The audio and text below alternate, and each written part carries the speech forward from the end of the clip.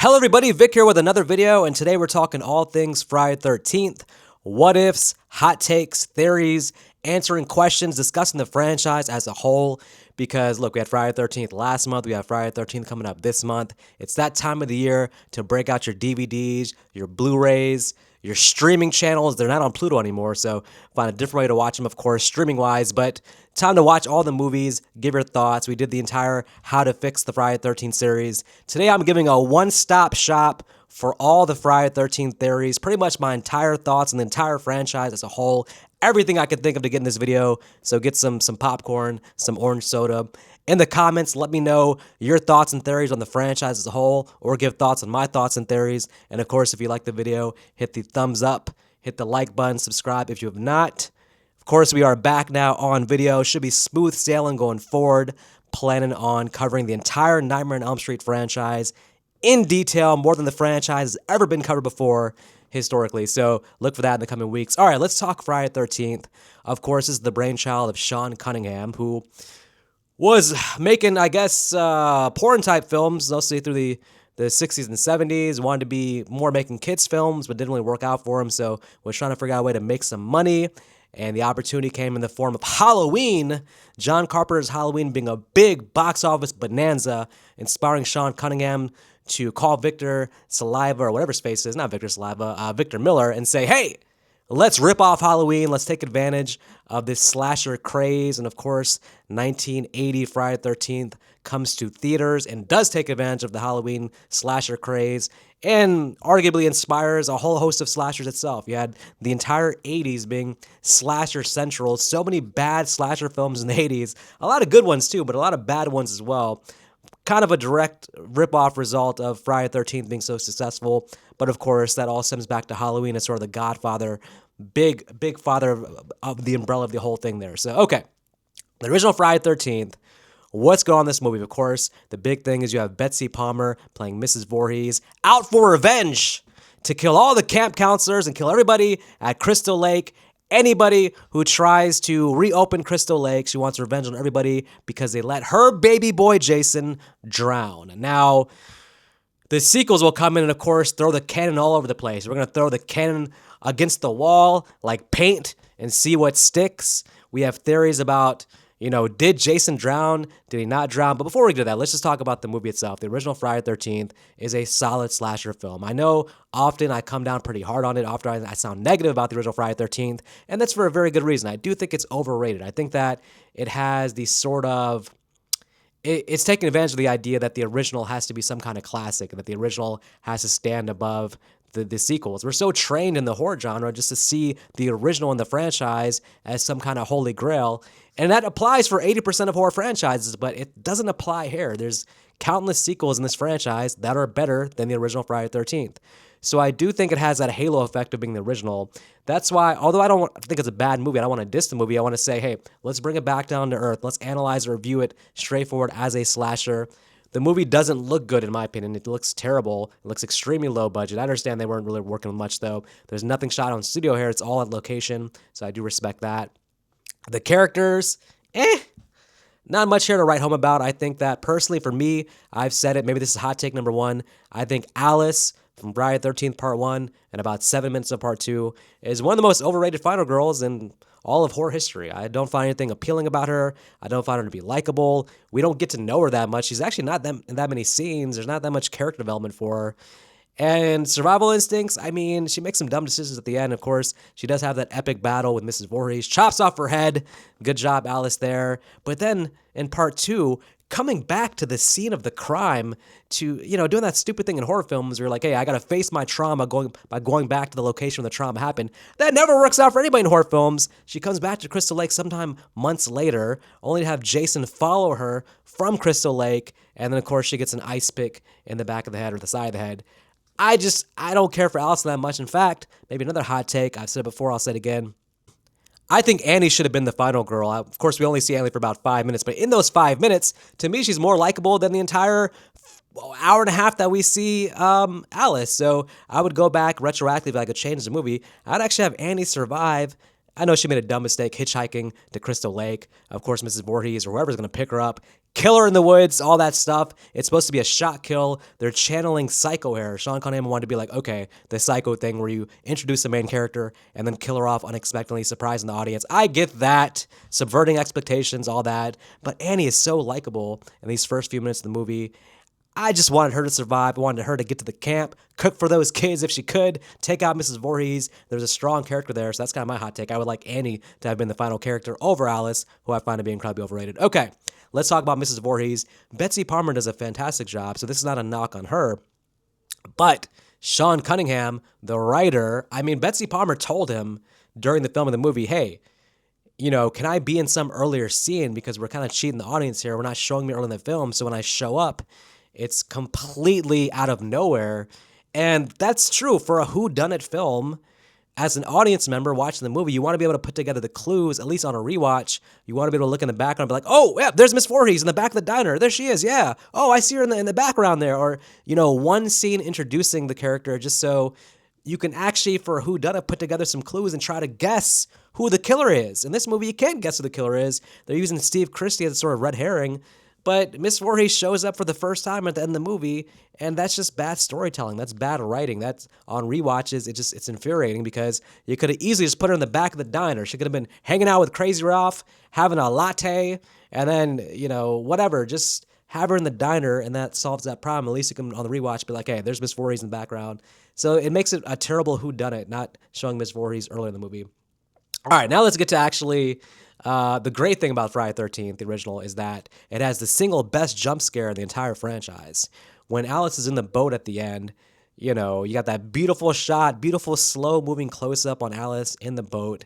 And then, freaking, I guess the skeleton kid version of Jason jumps out and grabs her, and the music hits like a freaking man. You watch that on surround sound with the lights off with somebody who hasn't seen the movie.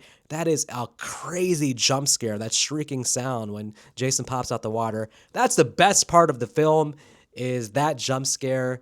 Some of the deaths are cool because Tom Savini here, of course, is a genius makeup artist. So, some of the effects are cool, and especially for the time period, you have to say that the effects are solid as well. But ultimately, it's the average slasher. If you watch that and watch 5 other random slashers, you're not going to come away thinking that Friday the 13th is some kind of standout film. Is it actually better than The Burning, for example?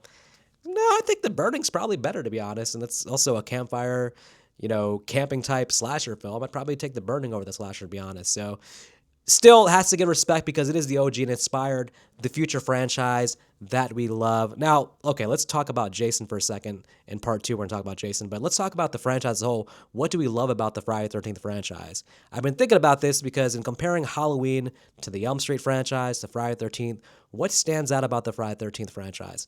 I think what stands out is that once you get past part 2 or 3, I think the long-lasting sort of longevity and rewatchability of the franchise is just because the franchise doesn't take itself that seriously. So you're kind of you're let in on the fun, basically. Once you get to like part 4 and kind of 4, 5, 6, 7, 8, 9, it kind of feels like, okay, these movies, they know what they are. They're staying within themselves, and they're just trying to entertain the audience. So they're just fun movies. And I think that, as much as I talk about the Halloween franchise, the Halloween movies tend to take themselves very seriously. There's not a lot of humor in the Halloween films. And the Elm Street movies actually had good directors, good upcoming directors, and a budget and like great special effects. So the Elm Street movies also took themselves seriously, although I do think the Elm Street movies generally have better movies than the Friday the 13th franchise. The Friday the 13th franchise is your perfect sort of introduction to the idea of these are horror movies that are meant to entertain you. Don't take them seriously. They're not trying to win some kind of Academy Award here. They're just trying to entertain you. So I think the fun factor of the Friday the 13th franchise is what really makes it stand out. All right. Let me get to talking about Friday the 13th Part 2 because, of course, Tom Savini didn't come back to Friday the 13th Part 2 because when he was told about the idea, he was like, what the hell, man? Jason is dead. You can't bring Jason back. That's the whole basis of Part 1. What do you mean Jason's back? That actually made Tom Savini not come back. It was the right direction to go with because obviously, Mrs. Voorhees had her head chopped off. You can't bring her back. I mean, you're going to turn Crazy Ralph into the killer? Hell no. So you needed a killer to continue the franchise. So it was the right move, but it does raise a lot of questions. How is Jason here? How is Jason adult in the woods building shacks and eating dogs and doing whatever he does in the woods. I mean, starting campfires, who knows what the hell Jason's doing there. But okay, everybody's going to have their theories and opinions of what happened with Jason. Did he drown?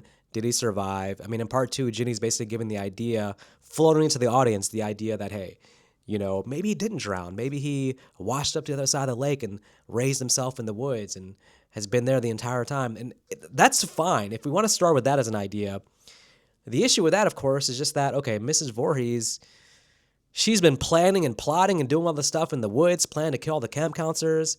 You kind of feel like at some point she would have run into her son in the woods. If Jason was an adult with his shack in the woods, I mean, how big is the Crystal Lake woods that Mrs. Voorhees, with all her stalking, all her going through the woods, all her planning, she wouldn't have ran into her son? And what happens when she runs into her son? Is it like, oh man, I've been killing people and plotting to kill all the camp counselors because I thought they killed you, but you're still alive. Let's go home. Let's catch up. Let's get some coffee. I'm going to bake you some muffins and get you a real, actual home-cooked meal. Let's start over, Jason. And they hop in the Jeep and drive to wherever they live, and happily ever after. The camp counselors survive. I mean, we really wouldn't have a franchise then, so I guess not. But if Jason's alive during the events of part one, you kind of like, I don't know. I mean, he would have ran into Mrs. Voorhees. They would have had a reunion. Now, to get more sinister with it, let's say he is alive during the events of part one. Mrs. Voorhees knows he's alive, and they're working together. The Voorhees clan together, working mother and son. They didn't get a chance to mow the lawn together as kid and mom. They missed out on watching Freaky Friday together, renting movies from Blockbuster. But here they are doing the one activity that they could do together now. That's killing camp counselors. Now, I'm not condoning killing camp counselors, but this was going on through the demented head of Mrs. Voorhees. She wanted revenge. Maybe in the process of planning the revenge, you killed my baby boy. Oh, he's alive. Jason, you're here. Oh, well, look at you, Jason. Look what they did to you. I'm not going to forgive them. We're still going to kill them, but you're going to help me, Jason. All right, so now the events of part one make a little bit more sense on rewatches because it looks like somebody's helping Mrs. Voorhees. I mean, look at some of these kills. I know she has to be driving the Jeep that kills Annie, but I mean, she's wearing man's boots and the hand that reaches out with the knife, that looks like a man's hand. You get to the end, I mean, who's hanging up the bodies? Who's throwing bodies, hanging up bodies in the doors? I mean, that stuff is kind of like, it's hard to imagine Mrs. Voorhees. And then, does Mrs. Voorhees have the teleportation abilities? Because she's all over the place. She's here, there, back in the Jeep, driving up to the camp. I mean, it sure does look like Jason's giving her a helping hand. The problem with that, of course, is that Jason just wasn't there when Mrs. Voorhees is getting her ass kicked by Alice and eventually gets her head chopped off. Where did Jason go? Jason said, hey, I got to go back in the woods. I got a dog in the oven back there cooking, getting dinner ready. Mom, go ahead and take care of Alice. When you're done, come back and meet me. We'll have dinner. I don't know. Jason's not there, but in the canon of the movies, Jason saw Alice chop Mrs. Voorhees' head off. So he went away, but then he came back in time to see her chop the head off because obviously in part two, he's holding Alice accountable for this death and he's taken Mrs. Voorhees' head back to his shack. But that raises some questions too because, I mean, Alice is a sitting duck when she's in that boat. She sleeps in the boat on the water overnight. If Jason saw Alice chop off the head of Mrs. Voorhees or found the head or was there at that time, why isn't he killing Alice right there when she's in the boat at the end of part one? I mean, I know we got, probably the dream sequence of little kid Jason jumping out the water, but adult Jason, that's plenty of time for him to go out there and kill Alice. So that doesn't make that much sense either.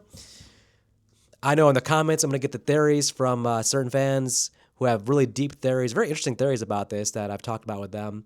And of course, you can talk about the idea of Mrs. Voorhees did some kind of voodoo or a curse or some kind of occult thing, maybe using the Necronomicon.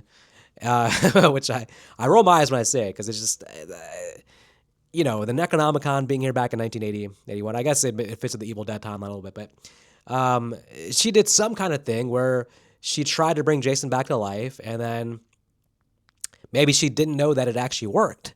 So she tried the curse, tried the spell, whatever it was, she didn't think it worked, so she went on with her plan to kill the camp counselors, but actually it did bring Jason back to life just in time for Jason to see her get her head chopped off.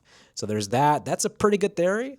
The theory that a part of the curse might have been that, she had to die in order for Jason to come back to life. So when she gets her head chopped off, that reactivates Jason, who comes back to life. That's a possibility there. So let me know in the comments. We talked about it before, but let me know your theories. I'm on board with everything. I think everything's on the table there. In terms of the Necronomicon, I mean, maybe. I mean, who's to say? Jason Goes to Hell come out in 1993. I know the director is pretty adamant that, hey, this is what happened, and but it's up to you as a fan if you want someone in Part 9 to retroactively define the entire franchise, mixing another franchise. And of course, the Evil Dead franchise has done nothing to confirm the involvement of Jason. So it's kind of a one-sided affair here. But hey, what the movies are saying, I think, generally speaking, is the movies are saying that Jason survived the drowning and basically grew up to be a mountain man in the woods. Of course, Part 6, though, does say that, well, Tommy's talking about in Part 6 the idea that we have to return Jason back to his original resting place. So that would imply that his original resting place is the lake, which means he did drown. But there's no confirmation that the thing actually worked. I mean, Jason's not at the bottom of the lake because some magic force is keeping him there, that, he returned to the resting place. He's there because a damn rock is, a chain's tied to his neck to a rock that's keeping him down there. So there's no confirmation there's any kind of magic thing that it actually worked, that he would actually return to his original resting place. But that's Tommy's theory. So they're kind of saying the idea that maybe Jason did drown there and that's his resting place. Now, interestingly enough, the new Scream movie, in the opening scene, it's kind of a little bit of a spoiler, maybe not, but not a big spoiler, but Ghostface asks one of his potential targets, doing his little trivia thing, he's basically brings up the idea of like, hey, what age was Jason when he drowned? And they give an answer, and he's like, no, it's a trick question. Jason never drowned. So the Scream franchise throwing their 2 cents, saying that Jason never drowned. So yeah, it's all theories and speculation. Who knows? I know that Jason is there at Part 2. Was he there in Part 1?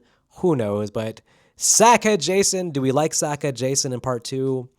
I'm glad it's there for Part 2, but I'm glad it didn't continue the franchise. It's a good one-off to have Sackhead Jason, but the franchise doesn't become quite as iconic if you have Jason wearing the sack. You needed the mask. So thank goodness for Shelley bringing the mask in Part 3.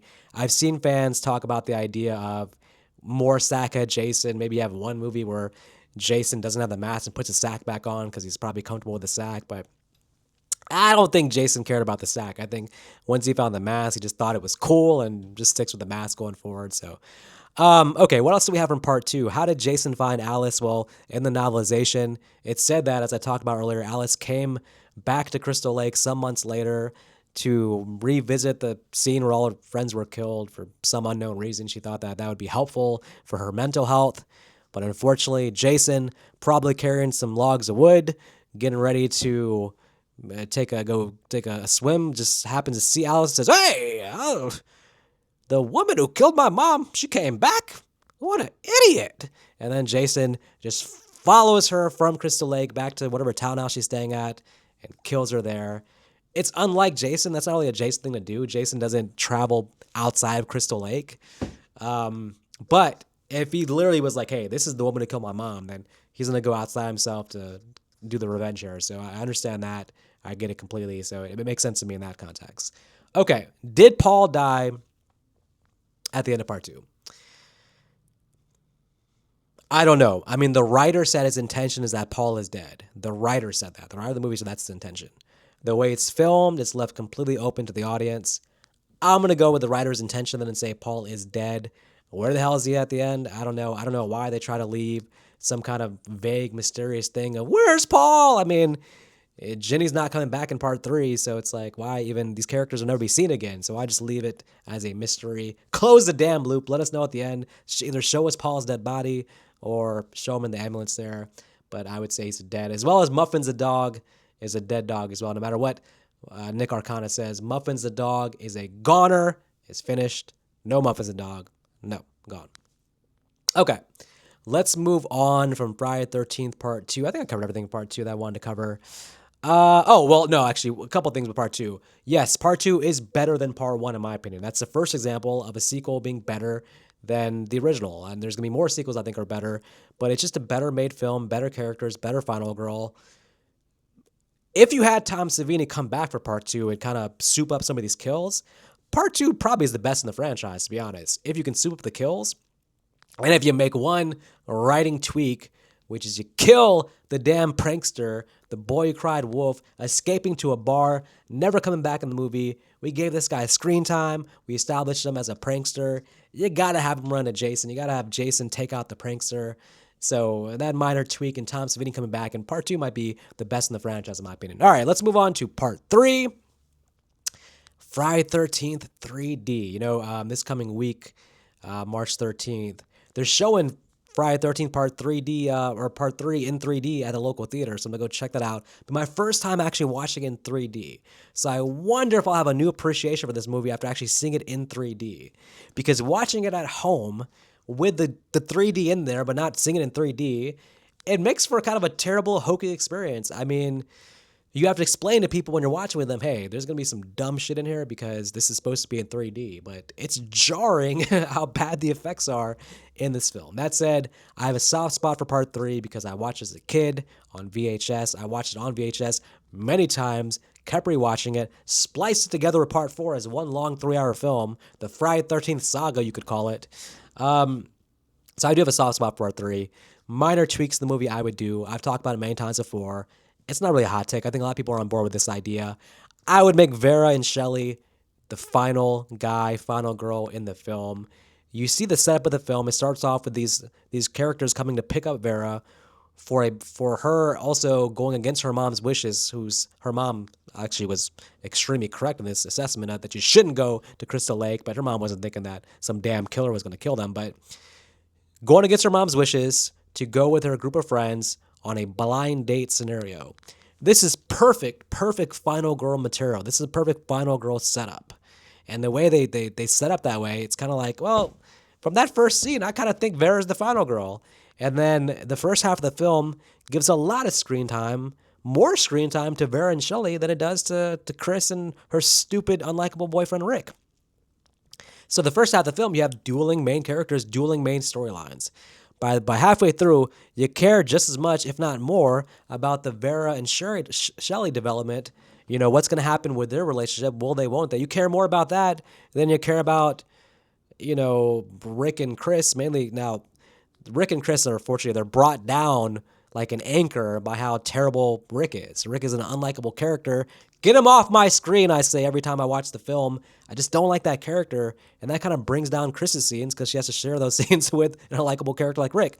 Meanwhile, Shelley could easily, he's threading a needle here. He's threading a serious needle between unlikable, annoying character and sort of heartwarming, we feel for this guy, we want to see him succeed. He's really threading the needle there. Some people fall on the side of, hey, we don't like Shelley, he is unlikable. I understand that completely.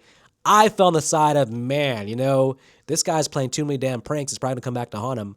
At the same time, I found to be a little bit more on the side of endearing. But Vera is just amazing. The way she handles the whole biker situation there in the grocery store, and then even the way she lets down Shelley is not too harsh. It's kind of like, the best she can do while trying to spare his feelings.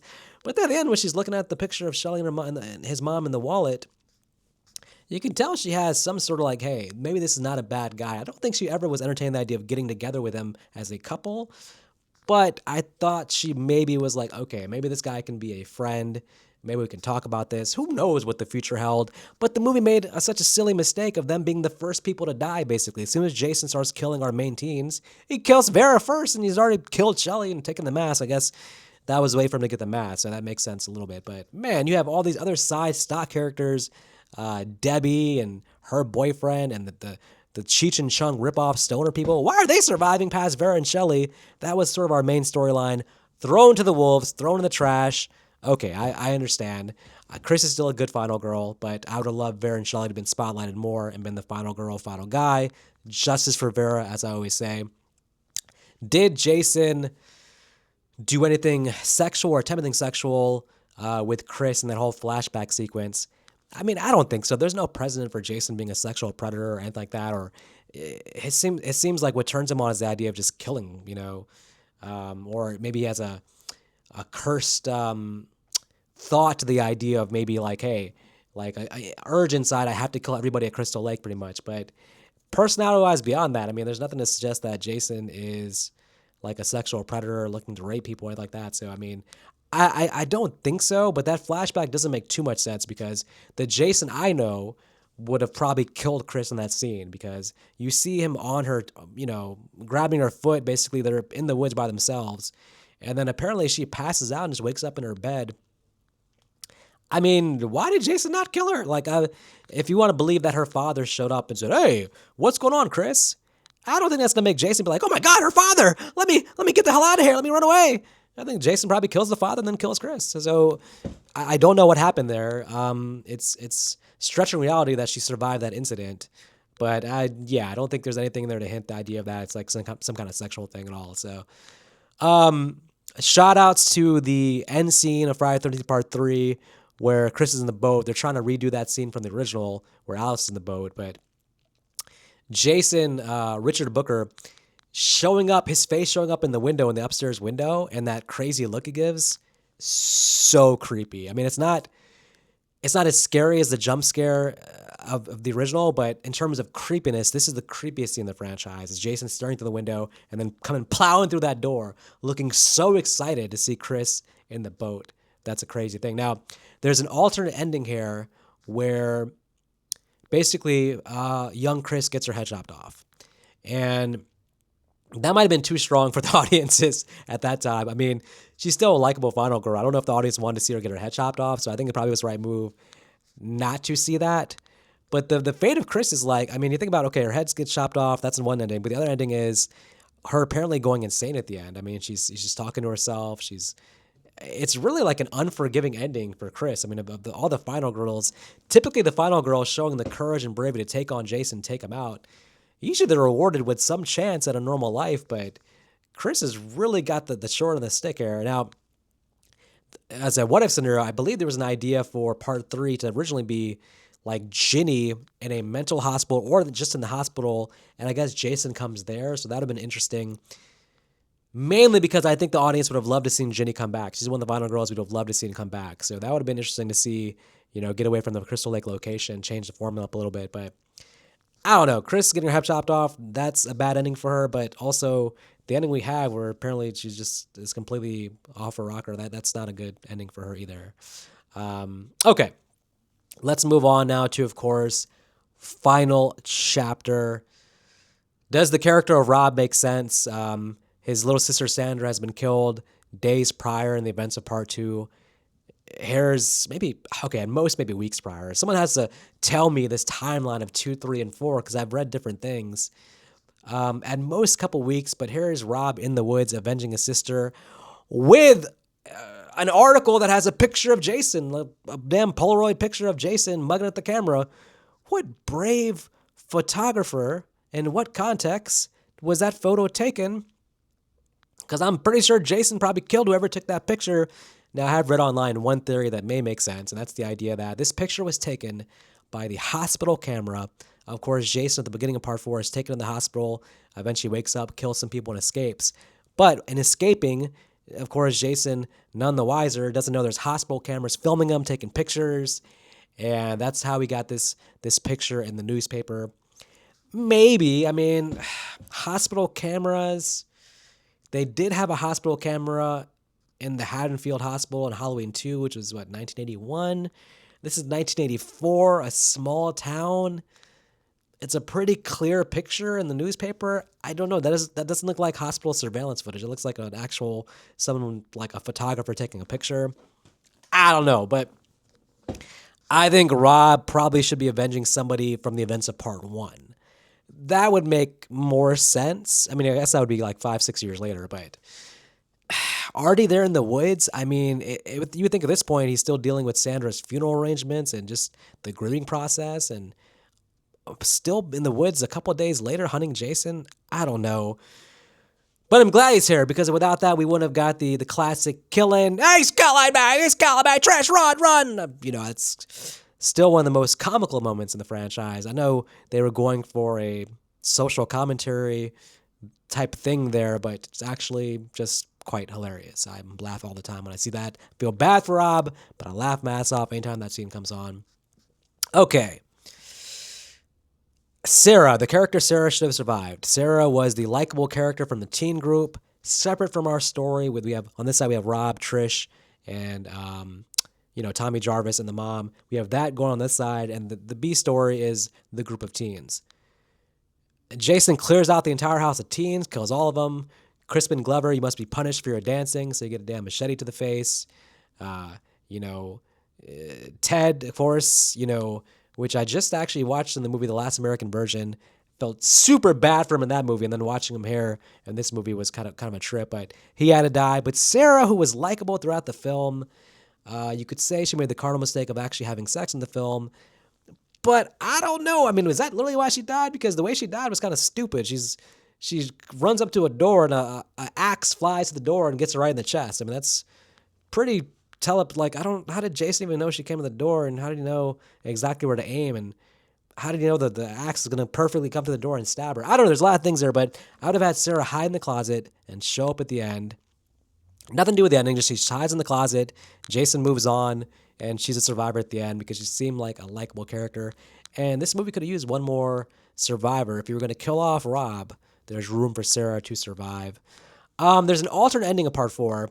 It's on YouTube, and it has Trish finding the body of the mom, and then Jason appears in the bathtub, and then Jason appears behind her, and it's a dream sequence. She wakes up in the hospital. I think it's a dream sequence. I don't know, but I'm glad it's not in the movie. We didn't need that.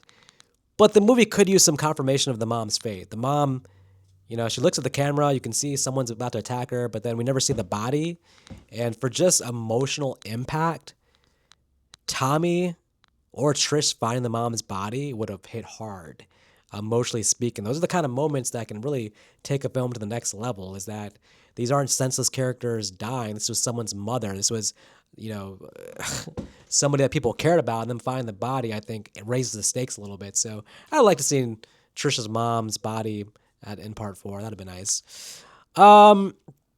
Okay, let's go on to part 5. Now, part 4 was called The Final Chapter. We know how horror movies work. Horror franchises don't give a damn. They'll promise an ending, promise that this is the final thing every time, but then as soon as they see that box office moolah, that money come in, it's not the final chapter. This is pretty shameless, though, because final chapter is 84, and literally 85, 1 year later, we already have Friday the 13th Part 5. Now, you guys who have watched my videos, you know that I'm never that kind of Friday the 13th Part 5, A New Beginning. I ask all of you all the time, what do you see in this movie? What do you love about it? I don't get it. It's had a crazy renaissance, this reappraisal of its merits, and people are mostly very highly positive about Friday the 13th Part 5, but I just see a bad, terrible-looking, sleazy sequel with characters I don't care about, but that's just me. But let's talk about the theories of Part 5 for a moment, because you got Roy Burns taking over the role of Jason, basically, becoming Jason in a way, essentially, after his son Joey is killed by Victor for simply offering a guy some of his candy bar. Who thought offering a candy bar to somebody would get you an axe in the back? I will think twice next time before sharing a Twix with anybody. Okay, so, Roy has a picture of Joey in the wallet, and he looks at the picture, and or they show the picture in the wallet, and it's a picture of grown adult Joey. It looks like the picture was taken 2 days before Joey got killed. So I don't understand. Like, it's established that Roy's really not a part of his life, according to Joey. So how does he have a picture of adult Joey, from 3 days prior? I don't know. And what is the whole background here? So he abandoned Joey, but he works in the same area where Joey lives. I don't know. More Roy backstory would have been very interesting to see. It's come up to my attention that some people think that Roy is maybe possessed by Jason. Well, it's possible.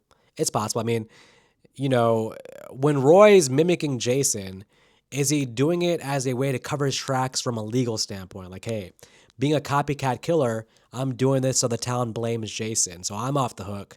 they're going to think Jason's doing the killing. Is it strictly a legality thing where he's being like a criminal mastermind and covering his tracks?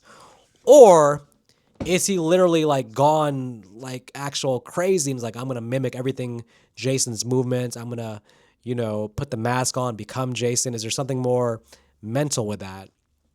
I don't know, because the thing is, if Jason's possessing Roy, it would be the Jason of the first few movies, right?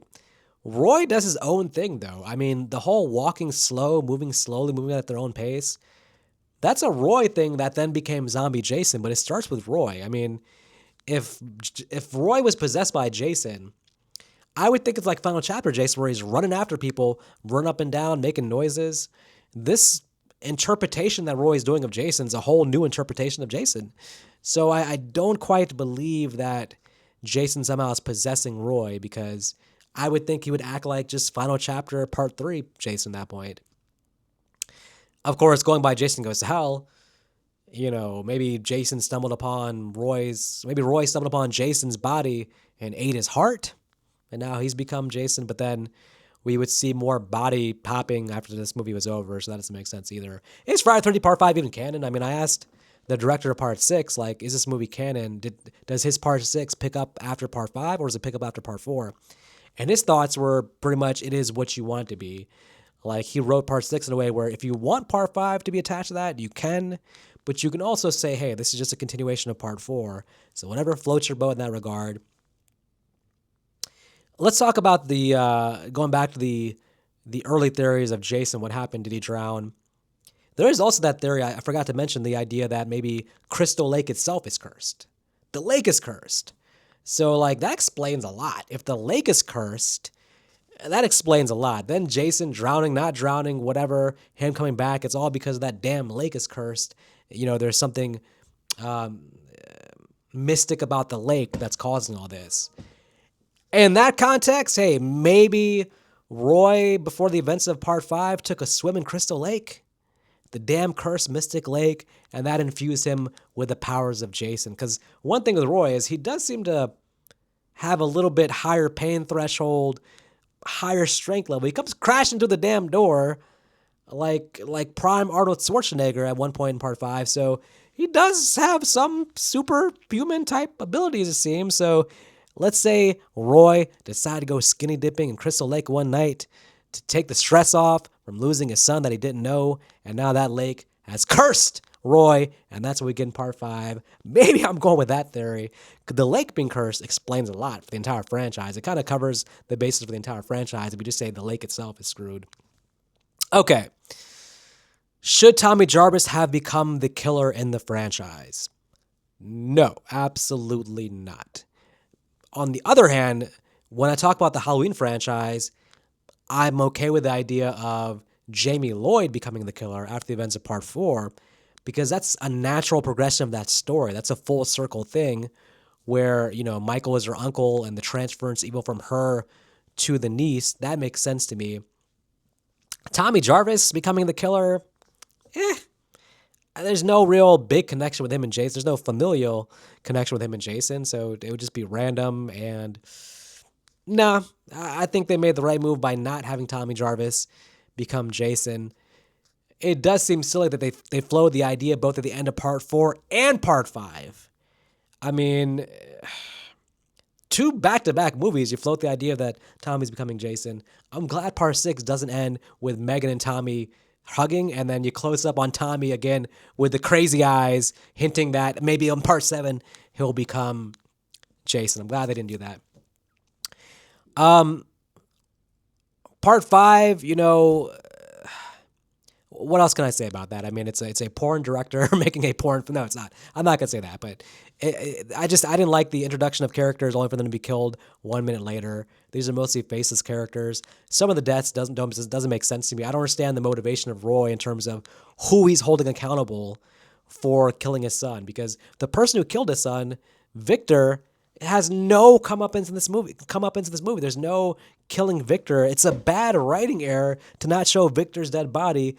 Roy's main thing here should be to whatever, kill people at the place where Joey was staying because let's say they were doing a bad job of supervising. So kill them, yes, part of your revenge plot. But you gotta find a way to get into that jail and kill Victor. I don't understand the revenge plot, and he's killing people at a diner. He's killing Reggie's, would-be famous R&B musician brother on the verge of putting together a hit song, Ooh Baby. Why are you killing him? The man just wanted to get rid of the enchiladas. Why is he dying? I don't understand Roy's motivation. So writing-wise, I just think the characters and the kills are all over the place and not enough focus on maybe our main group of characters. The guy that sort of runs the whole place, I mean, he gets an off-screen kill. He just shows his body against a tree. All these other nameless characters get death scenes. We don't get a death scene for this character. He's probably the most major character who dies, and it's off-screen. I don't understand. Also, the guy I'm talking about, the guy that runs the place, when Roy falls to his death at the end and his mask is taken off, and you see his face, it looks like the guy who runs the place. I wonder if the audience in theaters were confused on the first watch, like, who is that? Because it does look like a little bit like the paramedic, but it also looks like the guy who ran the place, and it was an off-screen kill, so maybe he had faked his death and was the killer here. I don't know. You could definitely get confused with that, in my opinion. By the way, this has a whodunit. I know that it's kind of actually remaking part one, if you think about it. Person loses their child and is getting revenge. It's slickly a bit of a remake of part one. Part one, I complain that maybe, you need to show Mrs. Voorhees somewhere in the background in the beginning so we can put together the clues of a whodunit and say, hey, maybe it's that woman who was in the background, serving peach pie at the diner. There was not enough Miss Voorhees there, and that's a problem with part one. Part 5, I like that they show Roy at the beginning as a paramedic. That makes sense to me. But they do too much of that scene. When they close up on his face and he gives those eyes, you know immediately that he's the killer. And then you cut to a death scene immediately from there. Like with this being a whodunit, because this movie is also playing with the idea that, hey, maybe Tommy's the killer. Like, they're setting up this movie like maybe Tommy's the killer. Don't give it away so early with giving Roy the crazy eyes and cutting right to a death scene. This is too much. Whereas the first Friday the 13th didn't do enough with Miss Voorhees, this is doing too much with Roy with that damn look he gives. You see him being the killer from a mile away watching this film. If you're giving him the crazy eyes, then cut to some other scene of them talking. Don't cut immediately to a death scene where you make it just throw in the audience's face that, hey, this paramedic is now going to start killing people. Okay, anyways, overall thoughts on Friday the 13th Part 5? No, not for me. I don't love this movie. Again, I know people love this film, but I don't understand when I see it ranked on the top 5 of people in the when I see it on top 5 list of the franchise for people, I'm just like, I don't understand. I don't get it. I don't get it at all. Pam, the main woman character, I think she's one of the worst final girls. Tommy Jarvis spends most of the movie looking like a badass. He's acting like Jason Bourne, getting a fight scene, showing all these karate skills, fighting skills he must have learned growing up. But then when it gets to the end and sees who he thinks is Jason, he freezes up completely and says, no, Jason, don't, Jason, no, please don't, Jason. And Roy stabs him, and I'm just like, man, Tommy, you've been kicking ass the entire movie. What the hell are you doing? I don't know. I'd go back and give this movie a rewrite if I could. Okay, let's move on to Part 6, Jason Lives. Part 5 didn't make as much money as they thought. Somebody, a genius and creative just finally said, hey, listen, this franchise is about Jason. This is all a Jason franchise. We can't just take the Friday the 13th name and do what we want with it. We can't do copycat killers. Part 6 is an acknowledgement that, hey, this is the franchise now. We're rolling with Jason. Jason is the iconic thing of this franchise. We will never do without Jason in a movie again until Jason goes to hell. But we'll get there later on. Friday the Part 6, man. I love this film. This is my favorite film in the franchise. I've said it time and time again. I like humor in horror films. I don't like too much humor to where it's like sort of diffusing the horror completely, but I like that perfect mix that some films get. That perfect blend of horror and comedy. The original Scream has it. Jason Lives has it. There's only like 4 or 5 films. Evil Dead 2 has it. It's really hard not to have them step on each other's toes, like the horror stepping on the comedy toes or the comedy stepping on the horror toes, like, kind of diffusing each other, like neutralizing each other. It's really hard to get that mix right. And Jason Lives takes a franchise exactly where it should have kind of stayed, in my opinion, was just self-aware. We know we're part 6 in the franchise. Let's have the characters talk about the idea of a man in a mask. Let's have the characters know about Crystal Lake. Let's have self-aware characters who can comment on things. You're not making Jason goofy. You can make things around Jason goofy, but you still have Jason being a badass. So when Jason shows up, you can still get some thrills out of it. And this movie does that perfectly. I'm a huge fan of Jason Lives. But that said, never in the history of horror films has there ever been a character, our hero, been more responsible for so many deaths than Tommy Jarvis here in Jason Lives, because Jason was dead. He was buried, Tommy. What more do you want, man? He's in the grave resting peacefully. There was no plans for Jason in his mind to come back. Why you have to go dig up Jason? So Tommy's logic of, I have to dig up Jason's body to make sure he's dead? I still don't understand what the hell Tommy was thinking, but yes, accountability, responsibility, the huge body count, all the sequels out for this, all the dead bodies, unfortunately, they're pretty much on Tommy's watch for the most part because, again, Jason is dead here. Tommy brings him back to life. His poor friend Haas being a good friend, rolling with his boy. I'm with you, man. Let's do it. You promised me to take me to the Sizzler afterwards for a meal. Let's take care of this Jason business. I'm with you 100%.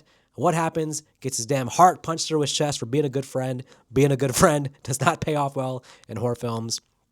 Okay, Jason Lives overall is fantastic. I could talk about that movie for days. I'll make a couple minor points, a couple thoughts on the film. I do think that Sheriff Garris should have survived. And watching the films, if you watch the entire franchise, I think Sheriff Garris probably is the best supporting character in the entire franchise. As a kid watching it, I was against him. I was like, man, you won't get off Tommy's back. You won't believe him. You're causing all these problems for Tommy. You won't believe about Jason. But watching it now as an adult, you just see he's being protective of his daughter. He's just worried about his daughter. And Tommy, given Tommy's history, represents a threat, represents an unknown, represents unpredictability. So he needs to be hard on Tommy. I would have liked him to survive to get one sort of I told you so moment at the end where Tommy and the father, who feels like that is a central conflict of the movie, is the push and pull, the tension between them is the conflict. There's no resolution to that because, Sheriff Garris gets folded in half, unfortunately, so there's no resolution there, but I would have loved him to survive. That would have been great. Now, returning Jason to his original resting place, again, I don't know. There's not much there I could talk about.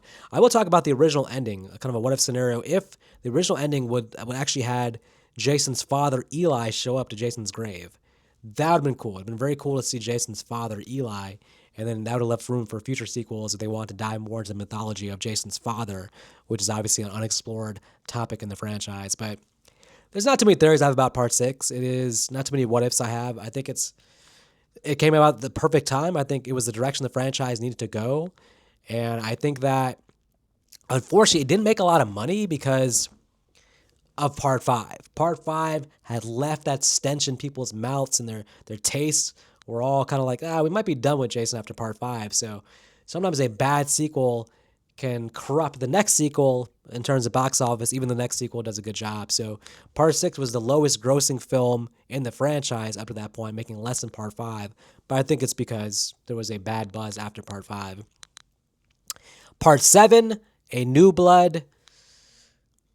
Okay, well, listen, I mean, there's some mistakes here. There's some things I would do differently. I mean, let's talk about Crystal Lake for a second, the evolution of Crystal Lake, because Crystal Lake, you had the events of Part 2, 3, 4, 1.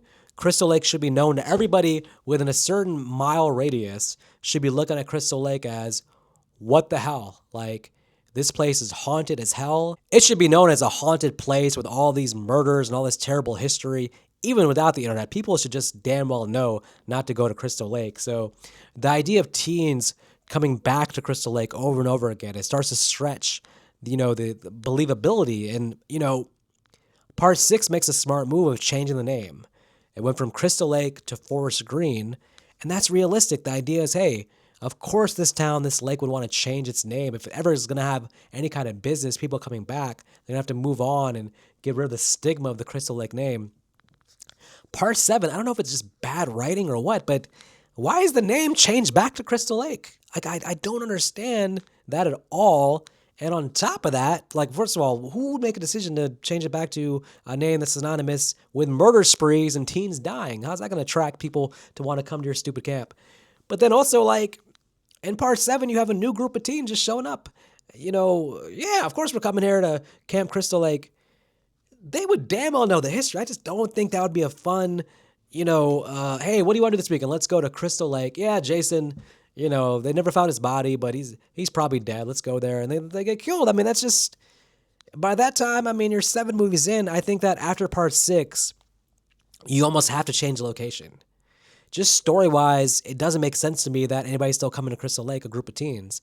You got away with that in 2, 3, 4 because it all took place in the same couple days.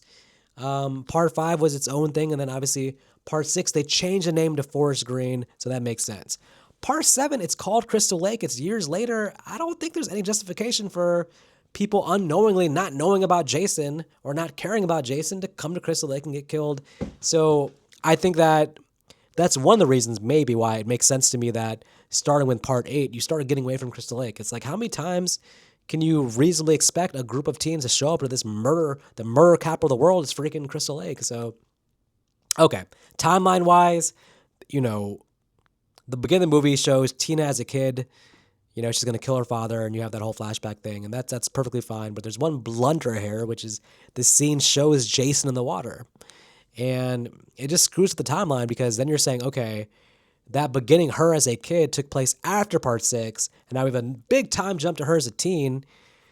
So, I mean, part 7 New Blood, based on the timeline, based on that time frame, should be taking place like in the late 90s.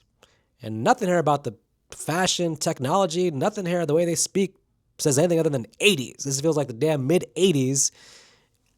Just don't show Jason in the water in that opening scene, the flashback. That's all you gotta do. If you don't show him in the water, then her as a kid there, that can take place anytime. This can be any random part of Crystal Lake where this family lives.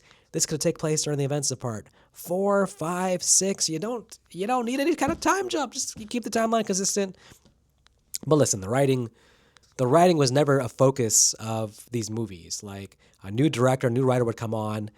A lot of times it feels like they're just told, hey, discard the last one, do whatever the hell you want with the new one, and don't worry about canon. Don't worry about 30 years from now, a damn YouTuber rewatching the movies and trying to put together canon, timeline, logically make sense of this bullshit.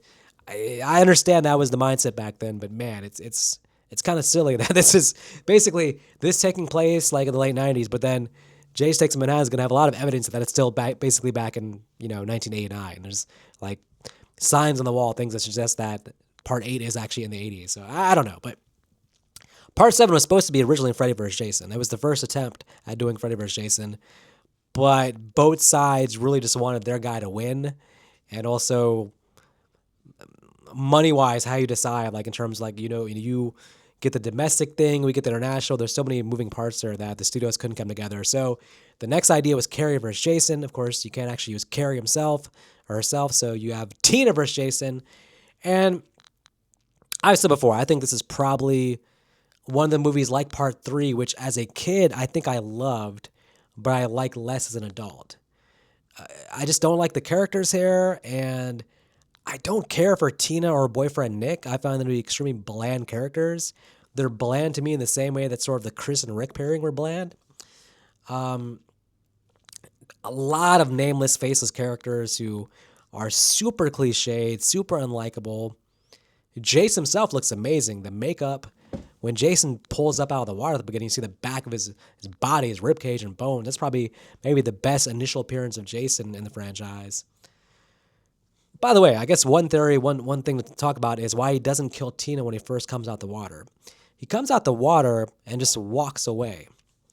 But we saw Tina basically pass out before Jason came out the water. Or when he came out the water, Tina passes out. It's kind of like that thing in the first movie where, okay, Alice is in the boat and Jason didn't attack her there. Does Jason not attack people that are in a dormant position. Like if someone's sleeping or passed out, Jason will just not attack them.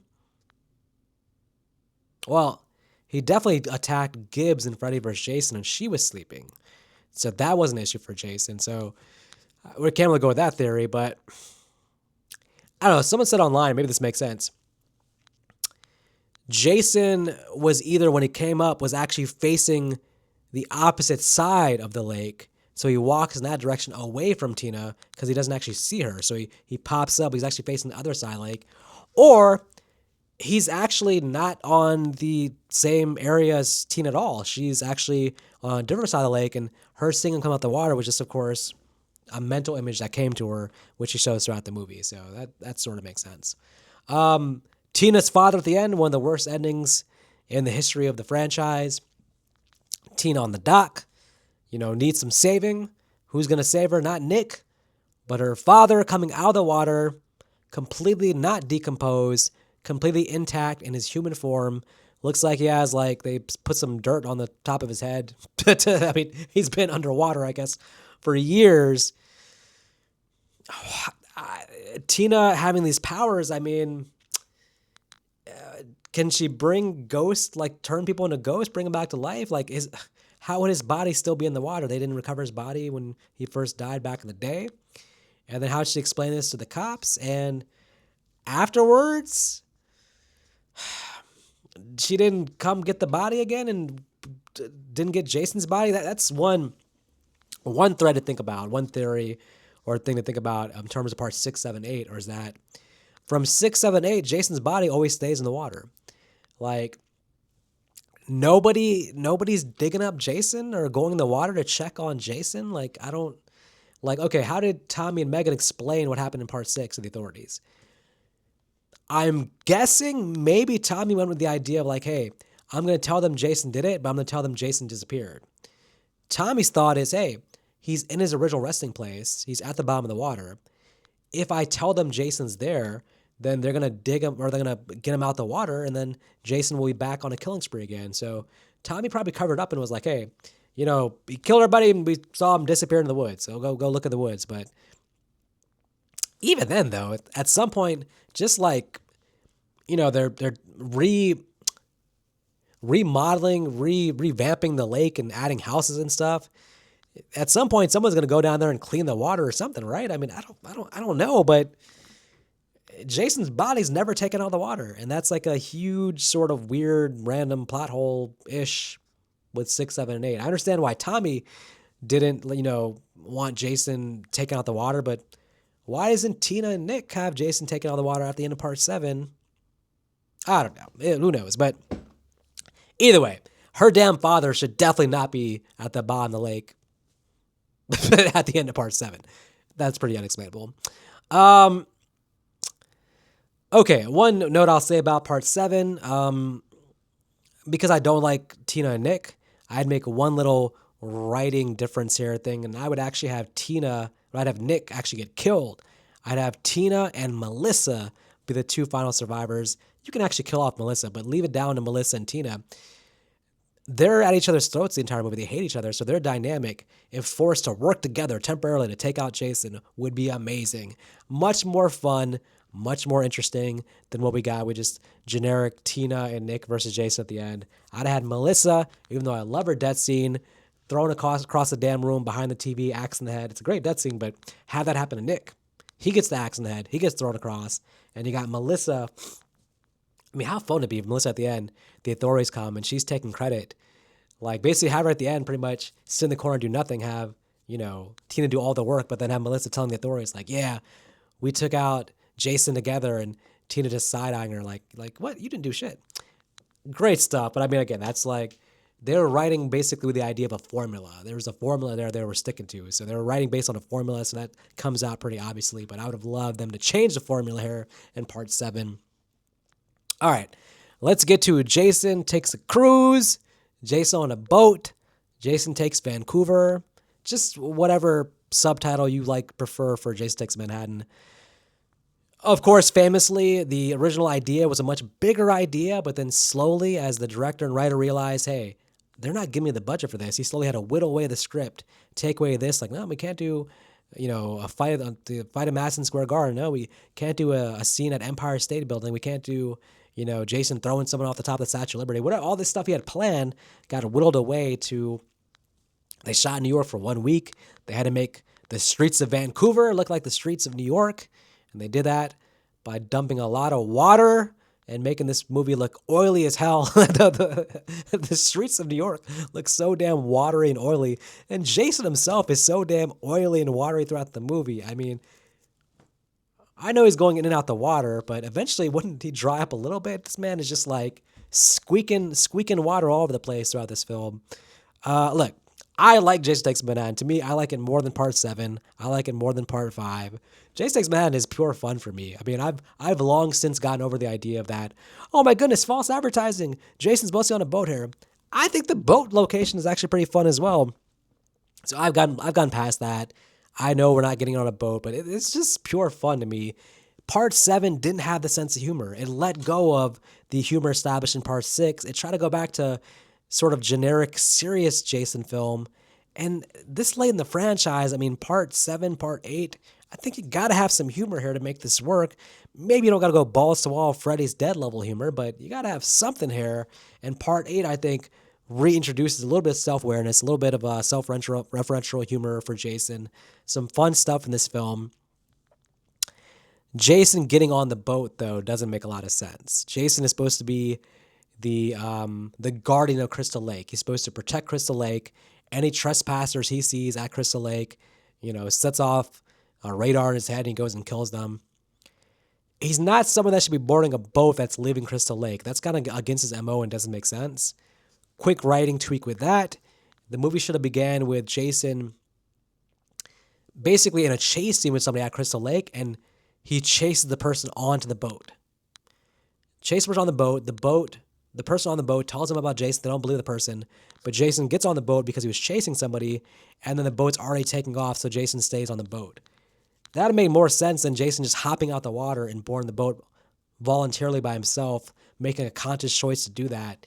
That just doesn't line up. Like, Jason, what are you doing? Like, you've gotten sick of the Crystal Lake setting and you just want to go to Manhattan randomly? Like, or you don't know where the damn boat's going, Jason. I'm sure he didn't see the itinerary. He doesn't know where the boat's going, so what are you doing? Like, what are you board a boat? This goes against your entire thing, Jason. I don't understand. So, other issues of the movie, well, I think Kelly Hu should have been the final girl. Rennie is okay. I've come to like Rennie more on rewatches. Rennie and Sean are pretty average. They're not the worst final guy, final girl in the series, but they're close to the worst. They're definitely treading towards the bottom, I would say. Kelly Hu has this great arc. I mean, she's hanging out with Tamara. They're doing bad things, but then she makes a conscious choice like, hey, I don't want to be involved with all this bad shit you're doing. I'm going to go do my own thing.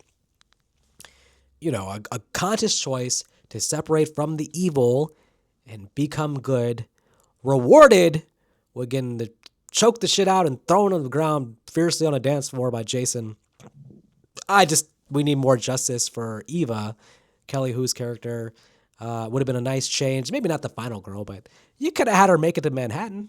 There's plenty of room to kill her off in Manhattan. I mean, have her go into a disco bar in Manhattan and have Jason kill her there, but I just thought she got the short of the stick in this movie for sure. Of course, the big complaint about Jason Takes Manhattan is going to be the ending. Muppet face Jason, melting face Jason. The mask comes off, and we all say collectively as an audience, put the mask back on. I mean, it's terrible makeup. I don't know who let this be the way it is, but the toxic waste turns Jason back into a little kid. And help me here. He turns to a little kid, and Rennie and Sean see him as a little kid.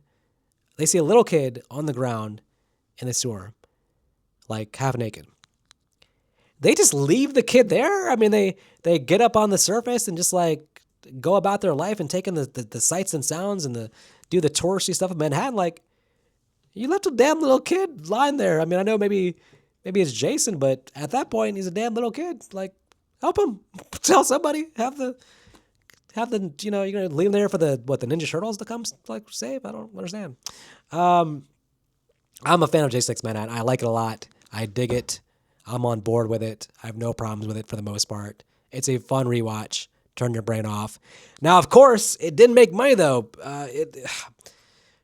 The problem was with the '80s was that these movies, the Elm Street series, the Halloween movies, the Friday the 13th, they were like a moment in time where they were hot, and then you could see when they became sort of cold with the general public. And 1989 was that year. I mean, Jason Takes Manhattan bombed at the box office. Elm Street 5 bombed at the box office. Halloween 5 bombed at the box office. The audience was looking at these horror movies, these slasher films, saying, no, do not pass. Do not collect $200. Stay in the 80s. Don't come to the 90s. So Paramount saw this and said, hey, you know what? Let's sell the rights to Jason, Friday the 13th. And New Lines jumped in and said, hey, you know what? We have Freddy. If we get Jason, we can do Freddy versus Jason. Let's buy the rights. Let's do Freddy versus Jason, which apparently is the hardest script to write in the history of cinema because it took years and years to get that right. So there's a lot of waiting around, a lot of downtime waiting for Freddy vs. Jason to come about. Sean Cunningham wants to make it as soon as possible, wants to get that Freddy vs. Jason money. Wes Craven comes back and says, hey, I have an idea for a new Nightmare film, which ended up being New Nightmare, which puts Freddy vs. Jason on hold so that Wes Craven can make his new Nightmare film. And Sean Cunningham, finally losing patience with the whole damn thing, says, you know what? It's time for another Jason film. 1993's Jason Goes to Hell, the first Jason film from New Line Cinema. And boy, I'll tell you what, if you want to hear more about the movie, I have a great interview with director Adam Marcus, writer-director Adam Marcus. Check that out for sure in the archives. But Jason Goes to Hell has to be condoned for doing something completely different because I have to admit, 9 movies in, you really can't at that point go back to do a generic at the Crystal Lake. Like maybe if it's been some time, like now you could do that. Now you could take us back to the camp setting and just what we loved about the original ones. But I can see 93 where it's kind of like, well, do we really want to go back and do like kind of part 7 again, just painting by numbers? A group of kids at the camp and Jason kills them. I agree with the idea of taking a different direction, doing a new thing with the movie, reinventing it. Maybe you can create a new formula that, would have paved the way for future Jason sequels and just reinvigorating the franchise. But I would have done that with more Jason. Whatever storyline you come up with, the idea the storyline features Jason for the first 10 minutes and then he's not in the movie until the end. I think that's where most Friday the 13th fans, even myself, kind of feel like, okay, I like this as a movie, but I don't like it as a Jason movie. And if it's called something else, then I don't have the expectations of a Jason film, but it's called Jason Goes to Hell. And that sets an expectation for us to get Carnage Candy featuring Jason. And this isn't even Carnage carrots. So I would definitely go back and put more Jason into the film if I could. But of course, it wasn't to be. And still, for what it is, though, it has a lot of good things in the film. Creighton Duke is fantastic. I love that. In terms of the opening sequence, it's probably one of the best sequences, if not the best in the franchise. Finally, the FBI shows up and takes out Jason. And, storyline-wise, if you want to say Part 8 is canon with Part 9, some people think New Line is a whole different canon than the Paramount films. But it makes sense that this is canon with Part 8 because you can say, hey, Jason's activity in New York turned into like a federal jurisdiction thing. They finally got the attention of the FBI, and here they are doing a sting operation at the beginning of Part 9. It does actually line up with Part 8's ending perfectly. Now, what doesn't line up is that Jason has gained about 75 pounds since Part 8. Kane Hodder in the years between 89 and 93 looks like he bulked up, which is fine, but I don't know. Maybe Jason should have more of a consistent look because, I don't know where he's getting these protein shakes in the woods. On a bulk up plan, he built a shack. Maybe he also built like a gym in the woods as well, and eating a lot of animals for protein because this Jason is big. I like Jason Goes to Hell. I'm a fan of it. I think that the characters, focusing on adult characters, is a welcome change after some of the annoying characters in Parts 7 and 8. Focusing on adult characters who feel like real people, that's a big win. Watch the uncut version because you have the gore, and the gore is excellent. You got to have that for sure. But yeah, I mean, Necronomicon, Evil Dead, all that stuff. I mean, for me, that's only canon if the Evil Dead franchise in some way gives a nod to it. Like, you can't tie yourself to another franchise without the other franchise just staying mum on the topic. Like, that's got to be a collective, like, hey, we're going to do this, and the next Evil Dead film, just give some kind of shout out to show the Necronomicon also involves Jason. When it's just a one-sided thing, then it's hard to be like, okay. Like, and then I do believe that Marcus for sure. In the interview, he said that he planned the entire thing and that it was all a conscious thing. I'm cool with it, and if people want to believe that the entire franchise can be rolled on the idea of the Necronomicon and Jason being a Deadite, I choose to not believe that. I fall on the side of like something else, not that. But if you want to go that route, it's fine. I just need more confirmation from the Evil Dead universe, even some kind of nod. And I think that opens the door for more credibility about like, oh, okay, this is real. Jason really is a Deadite. That said, Part 9 has such an amazing ending with Freddy's glove coming up. I mean, that is probably... I would have loved to have been in the theater to see that. Imagine 1993, you in the theater, the damn Freddy glove comes up as a surprise. I would have lost my mind watching that in the theaters. Would have been amazing. So basically, after, Jason Goes to Hell, which, again, pretty much bombs at the box office, I mean, it made money. It made about, I believe, 12 million domestic. So it made money for sure. It made its money back, too. By the way, these movies were very low budget affairs, so usually you're going to make your money back in the opening weekend or the first 2 weekends. But it put the franchise on hold for a little bit, all the way up until Jason X. Years later, which apparently was the same idea, like waiting around for Freddy vs. Jason, Sean Cunningham was like, okay, let's do it. Let's make another Jason film. It's been too damn long. And the original concept was Jason in the snow. I would have loved that. We got a little bit of that with Never Hike Alone, but there's still room, in my opinion, to have a full Jason movie in the snow. We need to have that someday. Feature film in the snow. Give us that. Jason X, excellent. I mean, the most fun Jason movie to watch with a group of people. Probably outside of Part 6, it's the next best introduction to a non-Jason fan, just to show them a good time. You say, like, hey, let's watch a Jason film, and they groan. They're like, oh my goodness, a Jason film? That type of person who has that groan, who's like just unfamiliar with the franchise and has some, hesitations going into it, you could probably start with either Jason Lives or Jason X, and they probably want to watch more sequels in the franchise after that. Would I have liked to see a sequel to Jason X, like Earth 2? Nah, I don't want to see Uber Jason ever again. I like it as a small thing there. I like this as like a what-if scenario of like Jason in space in the future, but I don't think that it was ever meant to continue the franchise with a sequel to Jason X. Canonically, this is the end of Jason. This is the end of the line. We're never going to get any timeline that's ahead of this, I don't think. So this is the end of Jason, and take it what you will. Did he burn up in the atmosphere? Is he alive? Is he going to be killing people on future Crystal Lakes for the rest of eternity? Probably. I don't know. I like Jason X. I think it's solid. Not too much here theoretical I could say here. Freddy vs. Jason. Amazing last half of the movie. The last 30 minutes. The 30 minutes, everything from when Jason first comes into the dream sequence and that first fight scene, it's probably about 30 minutes. The final 30 minutes, we'll say. It's the best 30 minutes of the franchise collectively. That last whole battle with Freddy vs. Jason is just top of the line. The best of the franchise, the best fight scenes in the franchise, the best action.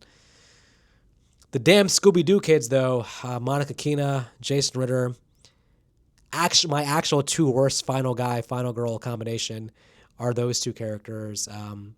And they come in and jump in and help Jason out. And me being a bigger Freddy fan than Jason fan, I was actually cheering for Freddy. I still think Freddy might have won this damn battle if they interfered. Think about this. Freddy had Jason on the ground. He's stabbing his eyes out with his finger knives. I mean, I'm not saying he was going to kill Jason, but there's an avenue for him to kill Jason there. Freddy's pretty smart. At some point, after stabbing out the eyes, Jason on the ground, Freddy was probably going to get the idea of, like, what happens if I cut off Jason's head?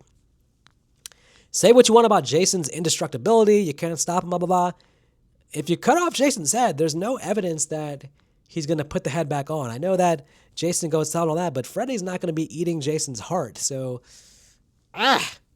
Freddy eventually might have chopped off Jason's head, and that'd have been it for old Mr. Voorhees.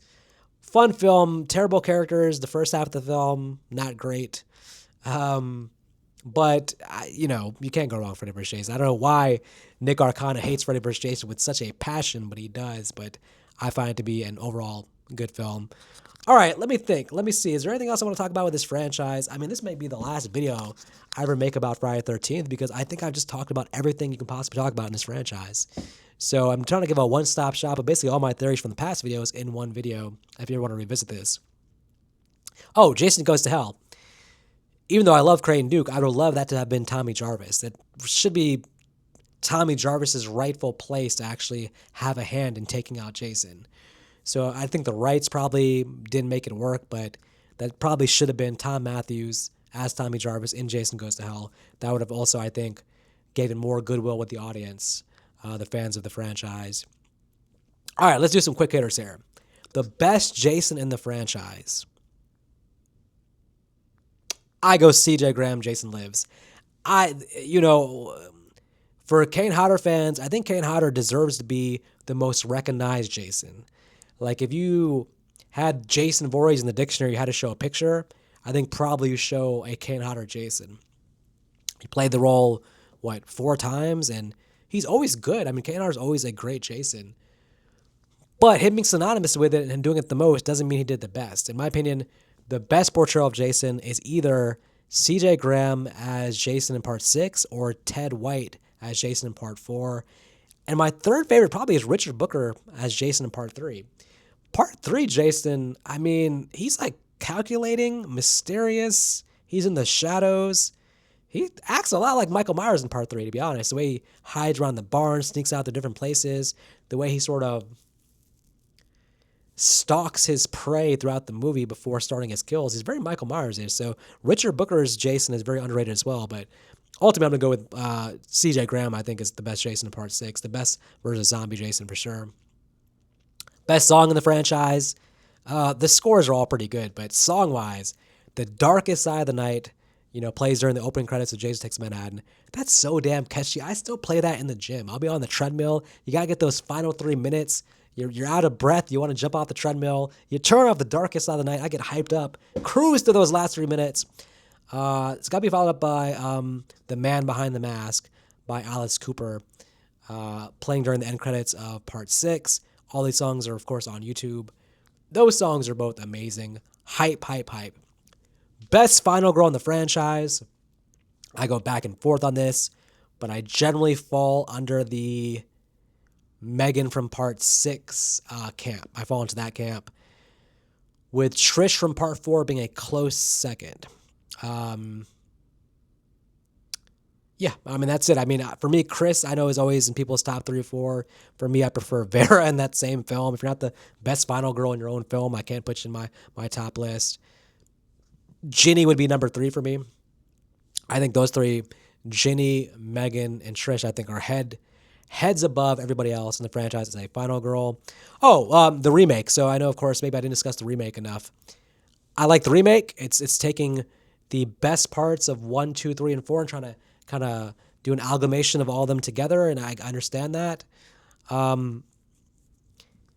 Only slightly overrated in that I think some people have it as like the best in the franchise, which I think that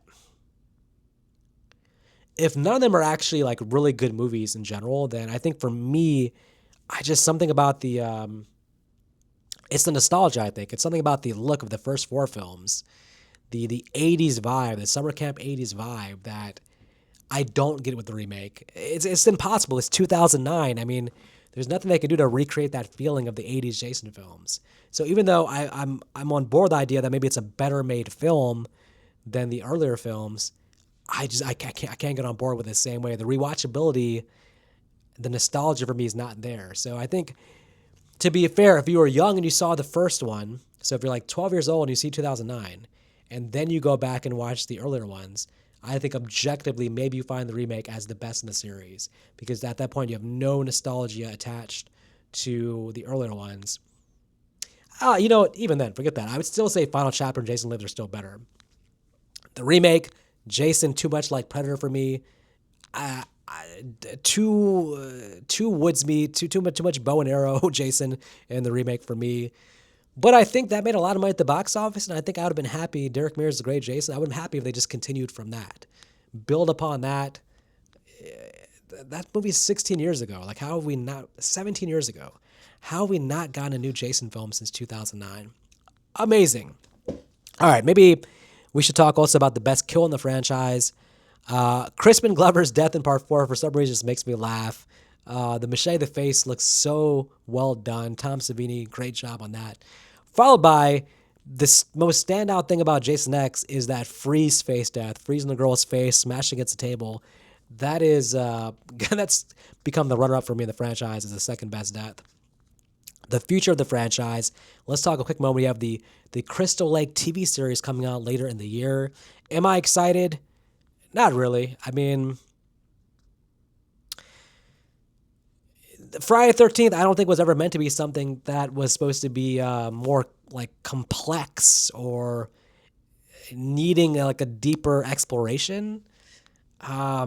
Like Hannibal and stuff like that, and Bates Motel. Those things, like those feel like richer stories to be explored. I never got that vibe with Friday the 13th, so doing a TV series about Pamela Voorhees, it's one of those things where I don't know if the audience was asking for that. Like, who do they poll amongst the audience to be like, oh yeah, the audience would love this. We want to see Pamela's backstory and all that. I'm like, I'm cool with it. I'm excited in a way because it's new material. We've been starved for material for years. So anything Jason, I mean, you could do a damn Jason cartoon right now and I'd watch it. But I hope it doesn't stop the film version of the franchise. Like, I hope we're still getting movies in theaters. I want to see a classic Jason film on the big screen. I think that's what most of us want, is Jason back on the big screen. And it's been so long that we're actually okay with going back to the original formula. Give us one more formula film if you want to do something different. I just hope the TV show doesn't hurt the franchise anyway, or take the franchise a direction where it's like a TV show thing now. Like seeing Jason in the TV show is going to be kind of strange, but maybe it'll be so well done that it just becomes like the best thing in the franchise. Who knows? I mean, I'm with horror characters coming to the TV shows. I mean, Chucky apparently did it well. I haven't watched the entire show, but apparently people love the Chucky show, at least the first season I've heard. The Scream series, that has its fans. There was an I Know What You Did Last Summer TV show that was terrible. But yeah, stuff like Jason, Freddy, Michael, I kind of just want those to preserve their in the theater sort of thing. Like, I don't know. I got to see how it's done and how successful it is, and if it leads to more urgency to make a movie for theaters, then I think it's a great thing. I guess anything right now to create a buzz about the franchise, because as I said, Friday the 13th fans are starving for new stuff. So when the show comes out, I'm going to be doing a review series of all the Crystal Lake episodes. So I'll be reviewing that episode by episode. So that'll probably be the next Friday the 13th material we get on this channel. Okay, well, listen, this is the longest damn video I've ever done where I'm just rambling on camera. So this is probably all my thoughts on the franchise kind of summed up in a way in this video. Of course, if you want more content, there's plenty of Friday the 13th videos in the archives where I deep dive into each film endlessly with ideas. So check those out if you like this video. But for a one-stop shop, this video gives you kind of my, a broad brush of my thoughts on all the films and some of the theories and things. In the comments, again, let me know maybe just some of your thoughts on the franchise in general. Are you excited about the Camp Crystal Lake TV show? And yeah, so I'm going to be doing a watch-along for Leprechaun 3 and 4. We're going to be doing a watch-along for that coming on St. Patrick's Day. And the plan then is to dive right into the Nightmare on Elm Street series. I've never done super deep dive videos on the Elm Street franchise, so we're going to be getting how to fix videos, exploring videos for all the entire Elm Street franchise, covering it the same way that I've covered Friday the 13th and Halloween. So look forward to that. And until next time, you guys take care.